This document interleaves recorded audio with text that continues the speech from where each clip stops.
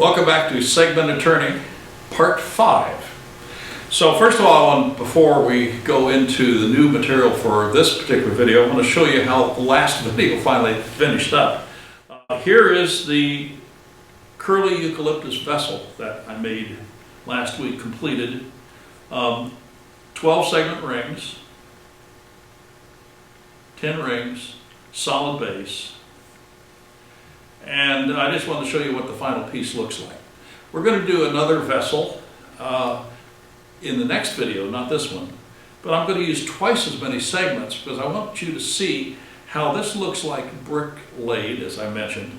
It looks even more mosaic if I go to 24 segments. So I want to show you what the effect of more pieces in the same amount of space. It'll be the same size vessel, but done differently to illustrate some other new points. So let's get into the content of what I want to talk about in this particular video: spacers and veneers.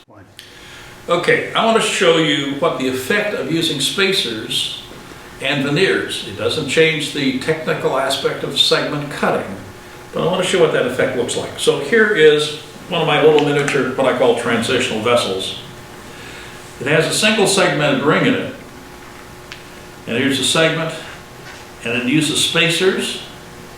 And the other thing I've added to this particular one, and you can see it in the base, between each of the spacers and on the top and the bottom of the ring, veneers. And what I like about veneers is they set the color between one and the other. They separate them very nicely. So I want to talk about how do you make a ring like this. Well, let's take a look at what we can do. Here's a ring with just spacers, segments, and a piece of holly in this case between each of the segments. And when you make this up into a bigger ring, you get effects like this. So there's yellow and blue together. Well, that's nice, but it's even nicer if I can put a veneer, different wood, on either side of the spacer. It just crisps up that line a little bit. So I want to talk to you about spacers and how I use veneers in segmented rings. First of all, what the heck is a spacer anyway? Well, there's our segment for a vessel. But if I want to put a spacer in to separate those colors, like something like this, what I simply do is I reduce the width of the segment by the width of the spacer I want to add. So the spacer and the segment occupy the same dimensions, the same angles, and the same widths. So the spacer has been cut straight and square, with the grain running the same direction as it is on the segment. So the segment grain is running this way. It's really important that these spacers have the grain running in the same plane, like that, so that when I have wood movement, it's controlled. The effect then to the eye is something like this.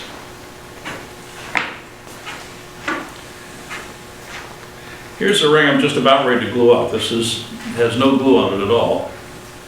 But we have segments, we have spacers, and little pieces of yellow veneer. Let me show you a blow up of that. There's my segment, there's my spacer, and here's my veneers. Now, gluing this up without the veneers is just the same as gluing up any other ring. I put the glue in the right places, I put a clamp around it, check it for squareness and no light gaps, and then clamp it down. But with veneers, I have to cut it so that these veneers work. Now, take one of these little pieces out for a second. The grain in this piece of veneer is running this direction. If I put it into my assembly this direction, I'll be exposing end grain. So I want to put it in so that the grain, in this case, runs vertically. Now that's against our flowing grain, but this is the only way I can have not end grain showing. The veneer has to be put vertically. Now veneer, how does it move? It doesn't move like wood moves. It moves with whatever it's attached to, whatever it's glued to. So I made up this ring like that. And when I glue this up, I'm going to put glue on each side of the veneer, I should say on the segment and on the spacer, and then wedge these veneers in together. It's a little tedious in doing that, but the effect is really pretty nice. Well, cutting veneers is a problem. It's a challenge, I should say, not necessarily a problem. If I take a piece of veneer like this, in the plane where the grain is going, this way, it's quite flexible. But if I try to do it along the fibers this way, I'm going to break it. It's going to crack. So what I do is I cut the veneers for my spacers into strips like this. And the grain is going to be going this direction. So what I would do is set my piece down here, mark off how tall each one of these needs to be, and then cut it. Trust me, scissors are not good. I bought a pair of special cutters. It's called Handy Cuts. I bought these from Craftsman, a Sears store. This blade comes down against an anvil and it cuts clean and straight through, and this works really great for cutting these at this point. They just cut clean. The scissors have a tendency to go like this, and many times will tear these fibers. So cut it on a flat surface with a sharp edge straight down if you can. These cutters work really nice. They do tend to fly a little bit. Well, how do I get the strip, first of all? Well, I can cut it into strips. What I have done is I have two pieces of steel. It's actually stainless steel. This is flat. And this is just a straight edge. So I'm going to put my veneer under here. I'm going to figure out how tall that segment needs to be. The veneer for that segment needs to be. I'm going to bring my straight edge up against it. And I'm going to hold it down. And I'm going to use a utility knife. Now that tip, I put it on the grinder this morning and I sharpened it. So when I hold this down and run it next to the strip, I have a really clean cut. And I'm running with the direction of the grain mostly. I could cut across the fiber from time to time, but basically I have trimmed that. And now simply to cut the segments, as I showed you earlier, I lay them down. Remember, the grain's going this direction. And I mark either side, and there is my veneer. And I have a line across it which reminds me which direction I want it to go in the vessel. This direction. So off camera, at home, probably with some music playing, I will sit down and carefully glue this ring up. And it's going to look like a 24 segment ring. It's really just our standard 12 segment ring like we've been doing, with little 1/8 inch spacers and veneers in between those.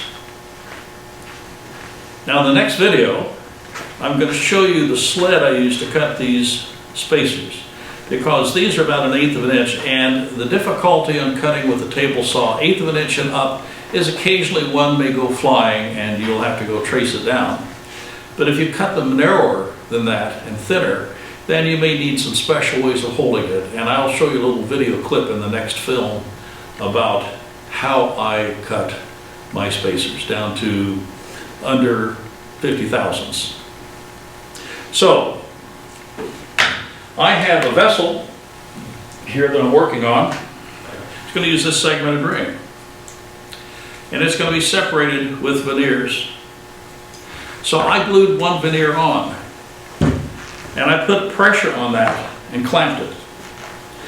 Now, the reason I do that and do it separately is veneer is typically colored out of some fairly porous wood.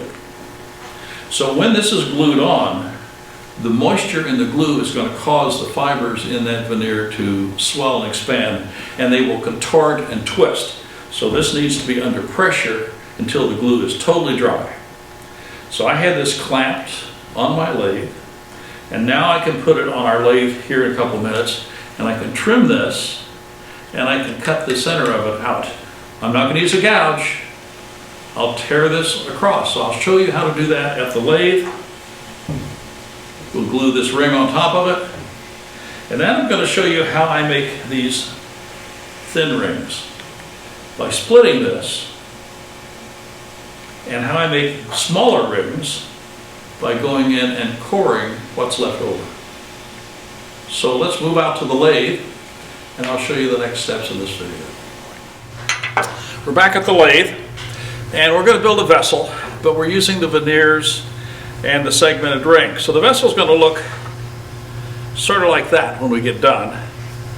So I've already glued this piece of veneer onto this bottom portion, but now I need to make it round and allowing a hole through here so I can glue on this segmented ring.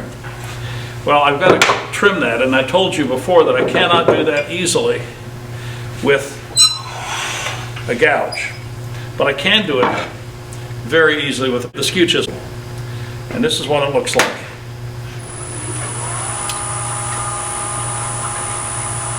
I got my speed at roughly 1,000. I'm going to trim the outside first, down to just to the edge of the vessel.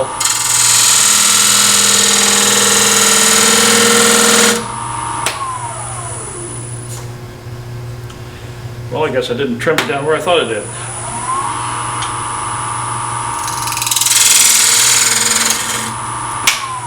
Cut a little bit farther in and hit the edge of the wood, but that's okay, it's going to get turned down. But trimming it that fast with the tip of the skew chisel, and I need a hole in the center, and I'm going to take, about this much out, just like that. So now I have a segmented, not a segmented, I have a piece of veneer that's been trimmed to the base. Now I've hollowed this just a little bit, only enough to allow me to do that action I just now did. And now the next thing I'm going to do then, because I flattened the sides on this ring already, I'm going to glue this on, and because I have a hole through the veneer, I can now use my cone to put pressure on this thing and glue it in place. So typically at home I probably would put glue on this, glue it down, go have lunch, take maybe an hour's break, but we'll probably do this in about 10 minutes here. So let me put some glue on this ring. And you notice I'm only gluing the outside edge because the inside is going to get taken away in a couple of minutes. So I'll put a little bit of glue on here.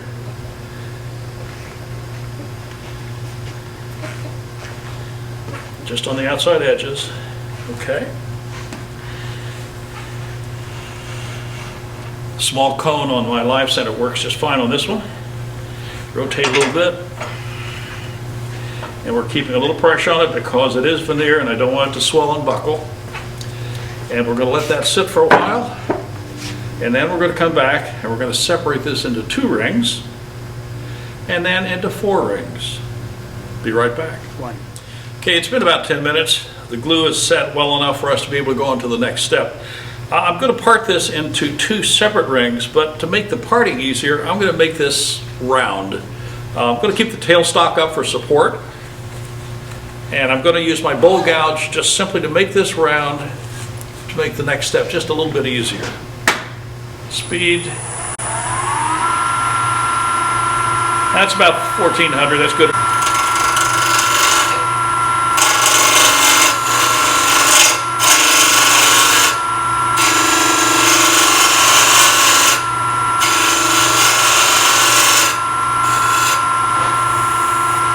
Okay, that's good enough for that.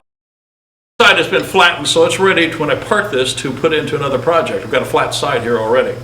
So now my next thing is I'm going to make 2 rings out of this one. And I'm going to use a commercial parting tool this time, still a thin kerf. I'm going to try to split it roughly in the center.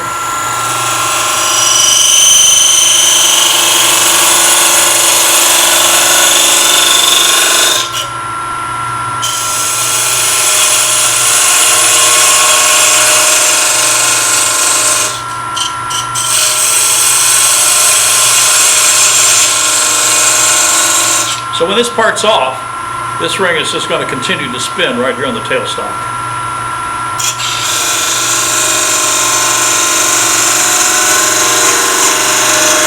Here it goes.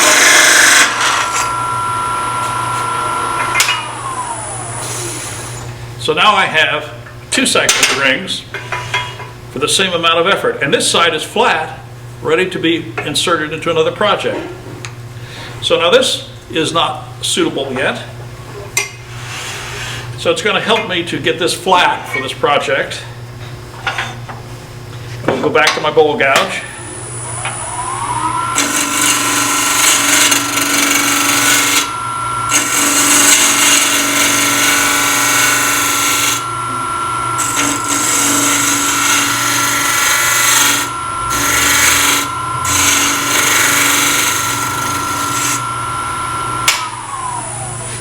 Check the flatness.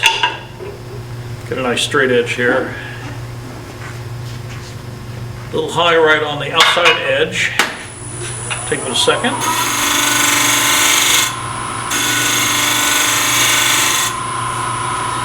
And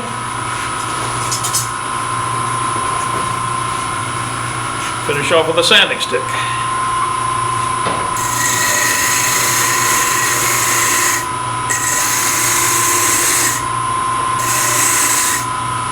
Good. So now I can go ahead and build the next portion, but I can harvest another ring out of this by taking a piece out of the inside. If I use this tool, the height of the tool, given the curvature of this ring, this is going to bind. So I have a smaller parting tool, one that I have actually ground down to even finer tip, the point of which is to be able to come in here and cut these narrow rings like that. So now I'm going to core this.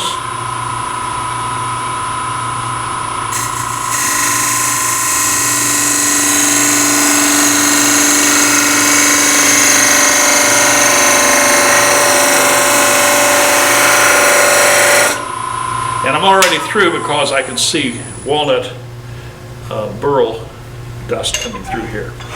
So this is done, and it's free, and there's another ring that we can use for another project.